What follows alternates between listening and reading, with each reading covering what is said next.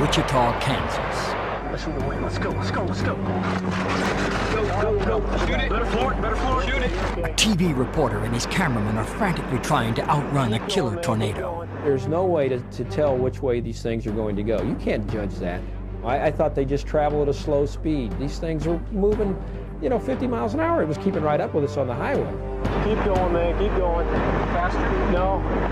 Yeah. The tornado rages toward them like a wild, uncontrollable beast. This wasn't like any other storm. Lots faster, lots faster.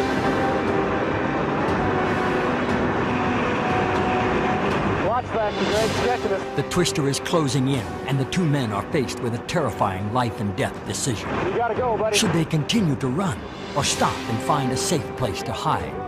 You gotta blaze, buddy. You gotta really go. Up ahead, a highway overpass is their last chance to take refuge from the storm. With only seconds remaining, they make the critical choice.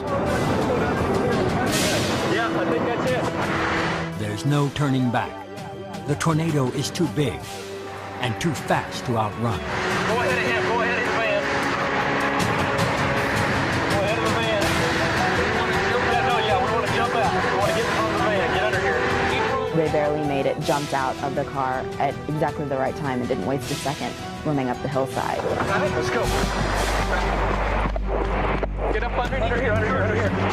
Butch Gilbert and his two daughters, Corey and Carrie, are also trying to take cover from the violent storm. She was saying, "Dad, we're going to die. We're going to die, Dad."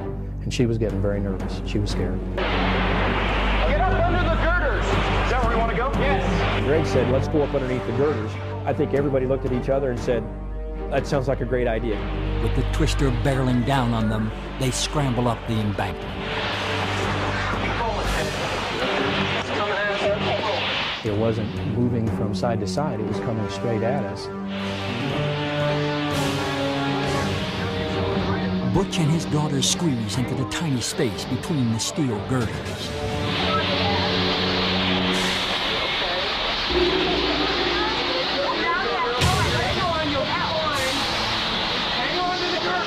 Now all they can do is pray that the 300-mile-per-hour winds won't send the bridge crashing down on them. And then my ears popped with the pressure, and it got cold. And it shook.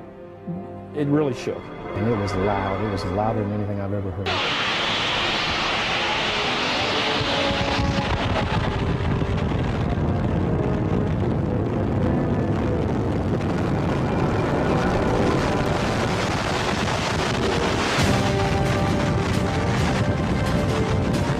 Fierce wind claws at the terrified group huddled under the bridge.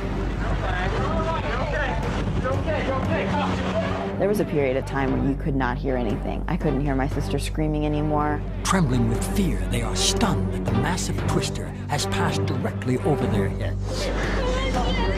I took a look out the backside, and there it was. I mean, there was the front. I mean, it's just a tremendous sight. Their survival is even more amazing considering the awesome power of the storm. It picks up a passenger van and throws it 50 yards across the highway. Up and down, all around, back and forth from the highway to the field, from the highway to the field.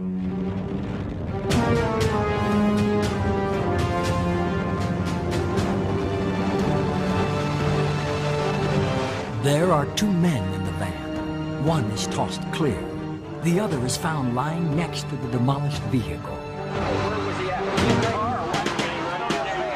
Incredibly, both recover from their injuries. Butch, his kids, and the TV news crew are visibly shaken, but unharmed. Others down the road won't be so lucky. 23 lives will be lost in the killer storm.